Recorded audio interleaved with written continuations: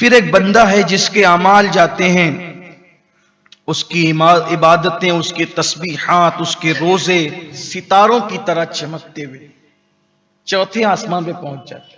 پہلے پہ بھی کامیاب، دوسرے پہ بھی، تیسرے پہ بھی، اب اس کے اعمال جانے چوتھے آسمان پہ. چوتھے آسمان کا جو دربان فرشتہ ہوتا ہے وہ کہتا ہے رکو،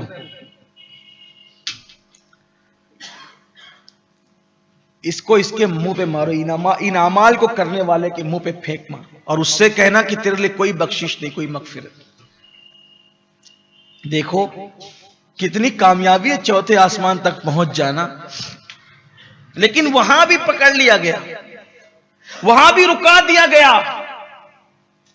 اس کے اعمال کو اس کے منہ پہ پھینک مارو، میں اس کو آگے نہیں لے جانے دوں گا، اس عمل کو اللہ تک نہیں لے جانے دوں گا. تو کرامن کاتبین کہتے ہیں کیوں؟ کہا اس کے لیے کوئی بخشش نہیں، کوئی مغفرت نہیں. جملے پہ غور کریں، میں حدیث پیش کر رہا ہوں اس لیے میں لکھ کر لایا ہوں، لکھا ہوا لایا ہوں تاکہ میں لفظ کے ساتھ آپ کے سامنے پیش کروں. اس کے لیے کوئی مغفرت نہیں ہے، کوئی بخشش نہیں ہے. اس عمل، اچھا بے عمل کے لیے نہیں، عمل کرنے والوں کے لیے. دیکھا بہت کٹھن ہے ڈگر پنگھٹ کی. لوگ کہاں غافل ہیں، لوگ کس بلا کی میں گھرے ہوئے ہیں، لوگ کس غفلت کا شکار ہے، لوگ کس گڑھے میں گرے جا رہے ہیں. کوئی ہے اپنا احساس کرنے والا؟ قرآن اور احادیث کا 1450 سالہ ذخیرہ پکار کر یہ علم و حکمت کی باتیں کہہ رہی ہے. کوئی ہماری طرف تو آئے. لیکن گانوں سے، غزلوں سے، فلموں سے، سیریلوں سے کسی کو چھٹی ملے تو اس طرف رخ کرے. یہاں تو خیال یہ ہے کہ ایک بار زبان اللہ کو سیدھا جنت میں جاؤ. ایک بار سبحان اللہ، یہ عبادتوں کا ذکر ہو. سید العالمین مالک جنت کر رہے معاذ بن جبل سے، اور وہ صحابہ ان باتوں کو یاد کر کر کے روتے تھے. ہم بھی تو ذرا رو لیں. کیا ہم غیبت نہیں کرتے؟ کیا ہم دنیاوی غرض کے لیے کام نہیں کرتے؟ کہ ہمارے اندر گھمنڈ اور تکبر نہیں؟ اللہ سے دعا تو کرے اللہ ان گندگیوں کو ہمارے دلوں سے نکال دے. چوتھے آسمان تک کسی کا عمل پہنچ گیا ہے، اور اللہ کے غیب دا نبی صلی اللہ علیہ وآلہ وسلم حضرت معاذ بن جبل سے کہنے، معاذ چوتھے آسمان کا دربان فرشتہ کہتا ہے ان اعمال کو اس کے منہ پہ پھینک مارو، رد کرو، اور اس کے لیے کوئی مغفرت نہیں، کوئی بخشش نہیں. تو کرامن کاتبین کہتے ہیں اس کا کیا معاملہ ہے؟ کیوں اس کا عمل رد کیا جا رہا ہے چوتھے آسمان سے؟ تو فرشتہ کہتا ہے کہ اللہ نے مجھے خود پسندی شمار کرنے والوں پر مقرر کیا ہے. یہ خود پسند ہے. خود پسند مطلب سبھی میں ہوں، مجھ سے اچھا کوئی نہیں. ہائے ہائے ہائے، اللہ کو خود پسندی پسند نہیں. جب تم خود کو پسند کرتے ہو تو خدا تمہیں پسند نہیں کرتا، اور جسے خدا پسند کرتا ہے وہ خود کو پسند نہیں کرتا. یہ خود پسندی ہے نا، بار بار اپنے آپ کو دیکھنا، اپنے کپڑوں کو دیکھنا، اپنے امامے کے پیچ کو ہی دیکھ رہے ہیں، اپنے کرتوں پہ ہی مست ہیں، اپنی داڑیوں پر ہی ہاتھ پھیری جا رہی، اپنی زلفیں ہی سواری جا رہی. کبھی سوچا بزرگوں کے حالات کیا تھے؟ میں صوفیہ کی زندگی پڑھتا ہوں تو میں سوچتا ہوں ہم کہاں ہیں. ہلاکو نے ایک مرتبہ ایک ولی سے پوچھا کہ تیری داڑھی اچھی ہے کہ میرے کتے کی دم اچھی؟ میری اور آپ کی طرح ہوتا تو کوئی بلبلا اٹھتا. سوال ہے تیری داڑھی اچھی ہے کہ میرے کتے کی دم اچھی؟ اللہ کا ولی کہتا ہے اگر میرا یار مجھ سے راضی ہو کر مجھے خاتمہ بالخیر میرا کر دے تو میری داڑھی اچھی ہے، ورنہ تیرے کتے کی دم اچھی. جواب سے اتنا متاثر ہوا کہ اللہ نے جو ہے وہ اس کے لیے اسلام کی راہیں کھول دی.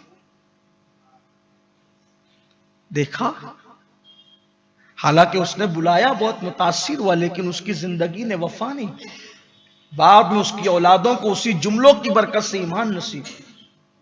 سارے تاتاری مسلمان ہوئے، اور کعبے کی بے عزتی اور بے حرمتی کرنے والے کعبے کے نگہبان بن گئے، اور اقبال کہنے لگے ہے آیا فتنہ تاتار کے افسانے سے، ہے آیا یورش تاتار کے افسانے سے، پاس با مل گئے کعبے کو صنم خانے سے۔ خود ہی آئینے میں دیکھ دیکھ کر خوش ہوتے، اپنے فوٹو خود ہی دیکھ دیکھ کہ میری آنکھیں کتنی اچھی، میرے ہونٹ کتنے اچھے، میرے گال کتنے اچھے ہیں۔ کبھی یہ سوچا اتنی خوبصورت آنکھیں یہ قبر کے اندر پانی بن کر بہے گی؟ کبھی یہ سوچا ان رخساروں کو قبر کے کیڑے کھائیں گے؟ کبھی یہ سوچا؟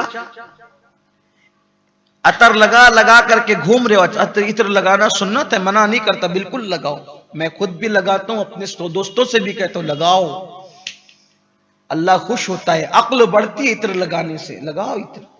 لیکن عطر لگانے والوں کبھی سوچا کہ اس بدن کے اندر جب بدبو قبر کی پھوٹے گی تو مردہ کہے گا کہ اگر اللہ کوئی عذاب نہ بھی دے، صرف اپنی بدبو ہم پہ مسلط کر دے تو یہ بہت بڑا عذاب ہے۔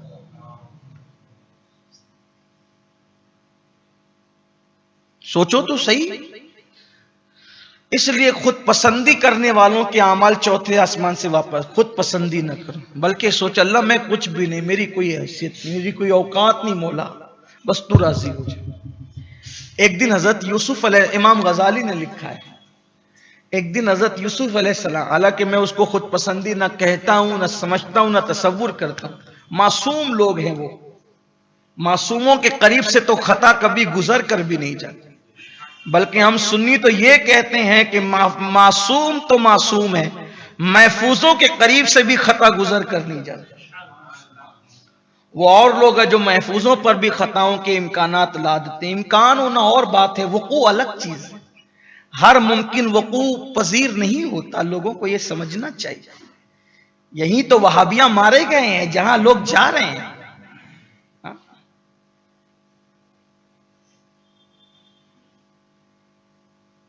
معصوم اس کے قریب سے، ہماری عقیدتیں ہیں یہ، اس کے قریب سے خطا گزر، یہ مطلقاً خطا کہہ رہا ہوں، ابھی اجتہادی کا تذکرہ نہیں،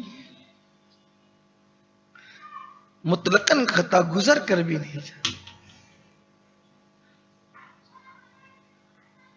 یوسف علیہ السلام، امام غزالی لکھ رہے ہیں، آئینہ دیکھا، اپنا حسن دیکھا، اپنا جمال دیکھا، اور تھے اتنے خوبصورت،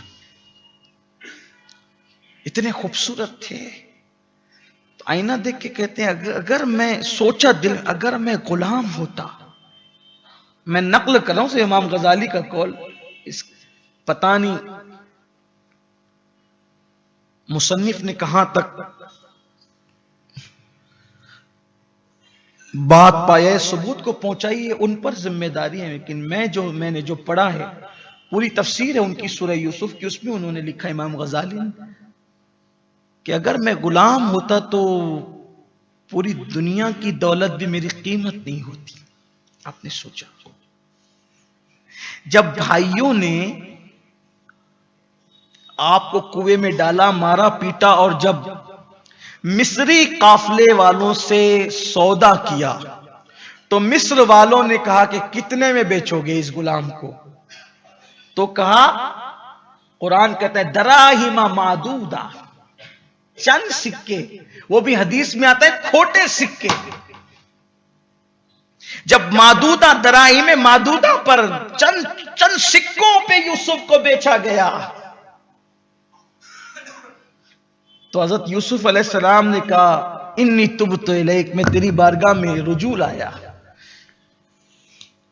ٹھیک، اس کے بعد جب مصر میں بیچے جا رہے تھے یوسف علیہ السلام،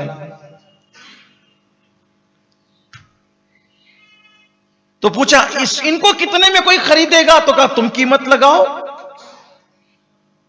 تو کہا اس کے ہم وزن سونا، اس کے ہم وزن چاندی، اس کے ہم وزن جواہرات، اس کے ہم وزن مشک، اس کے ہم وزن ریشم، اس کے ہم وزن کافور، یہ سب چیزیں آئی۔ کہا کیسے وزن کریں گے؟ کہا گائے کا چمڑا سلو، ایک طرف یوسف کو بٹھاؤ، دوسری طرف خزانہ رکھو، کوئی خریدنے کے لیے آگے نہ بڑا، مصر کا بادشاہ آیا، سارا خزانہ نکال کے رکھتا چلا گیا، پورا خزانہ خالی ہو گیا، لیکن یوسف کا ہم وزن کچھ نہ ہوا۔ بعد میں مصر کا بادشاہ کہنے لگا میں اس کی قیمت نہ دے سکا، یہ سب میرا خزانہ لے لے اور اس کے بدلے مجھے یوسف ہبا کر دے۔ تب جبریل نے کان میں آگے کا دیکھا یوسف، جب تم نے اپنی قیمت خود لگائی تھی تو دراہیم میں معدودہ پر بکے تھے، اور جب قدرت نے تمہاری قیمت لگائی تو مصر کا خزانہ بھی خالی ہو گیا۔ دیکھا، یہ ہمارے لیے، اس لیے اپنی قیمت خود نہ لگاؤ۔ یہ میں وہاں نہیں کر رہا، وہاں سے آپ نکل جائیں۔ اپنی قیمت خود نہ لگا، خود پسند مت بت۔ ارے مجھے کرسی پہ نہیں بٹھا، توجہ کرنا، میں محفل میں گیا مجھے کرسی پہ نہیں بٹھا، اپنی قیمت کرسی کیوں لگاتا ہے؟ مجھے چٹائی پہ نہیں بٹھایا، اپنی قیمت چٹائی کیوں لگاتا ہے؟ مجھے بیٹھنے کے لیے نہیں کہا، اپنی قیمت نشستگاہ کیوں لگاتا ہے؟ تو بہت قیمتی ہے، خود اپنی قیمت۔ کسی نے کہا تھا، بڑے مفکر نے کہا تھا، سن لیں آپ، جس دن آپ کو اپنی اہمیت بتانا پڑے سمجھ جاؤ کہ آپ بے اہمیت۔ جو اہم ہوتے ہیں ان کو کبھی اپنی اہمیت بتانا، تو چوتھے آسمان سے خود پسندی کرنے والوں کے عمل واپس کر۔ چلیں جلدی سے، 3 آسمان کی بات اور ہے، سن لیں۔